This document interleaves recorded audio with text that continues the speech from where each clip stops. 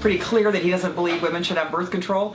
I think he has an issue with women's equality overall. Some women out there probably were wincing when they heard that. It's gross. Well, you just watched a bunch of Obama acolytes bashing Governor Huckabee for his comments about women. Let's take a look at what he actually said. Watch this. If the Democrats want to insult the women of America by making them believe that they are helpless without Uncle Sugar coming in and providing for them a prescription each month for birth control because they cannot control their libido or their reproductive system without the help of the government, then so be it. Well, Governor Huckabee is back with us now to set the record straight. Are you surprised by the outrage and reaction this week? Yeah, because, in fact, I said the very thing on my show last weekend. It was seen by millions of people. I used the exact same language, and it didn't get a peep out of anybody.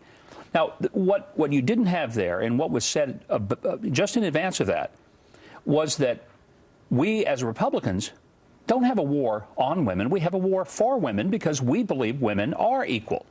And my whole point was that the women I know are intelligent, thoughtful, educated, capable of running things, capable of making big decisions, and they didn't need the government to hold their hand. They were not victims of their gender. Everything that you just heard from people like Cecile Richards and others that said, well, I was disparaging women. Actually, I was upholding them and saying, you know what? Women are not helpless. I've been married nearly 40 years. Let me assure you, my wife is not helpless. My wife is a strong woman. My daughter, my daughter-in-law are strong women. I respect them as equals. My wife can do things I can't do. That's my point.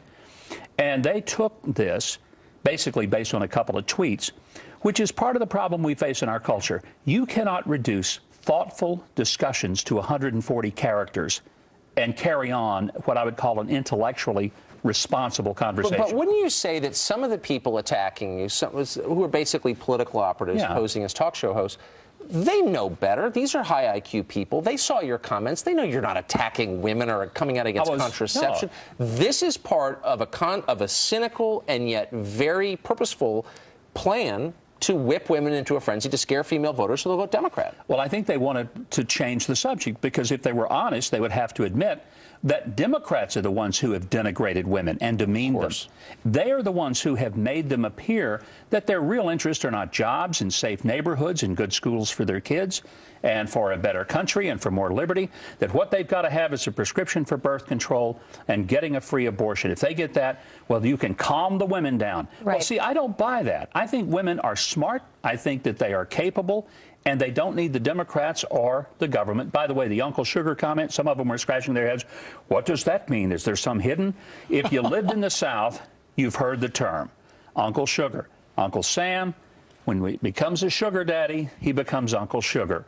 And I've said that in speeches for the past 25 years. By the way, we asked Uncle Sugar to come on the show this morning. He turned us down. He wouldn't do it. Well, Anna, as a Southerner, I just want to make sure, as the only woman on the couch, to say that I totally agree with you. And I think what is offensive is not the comments that you made, but it's offensive that the left-wing media is being lapdogs to Democrats and putting us into a box, acting like the only thing we care about are our reproductive organs. There are a lot of other issues, as you mentioned, that we care about and that we vote on. I have much higher opinion of women than apparently most of the Democrats do. So that's the point. I don't think they want to hear that from a Republican. But one point.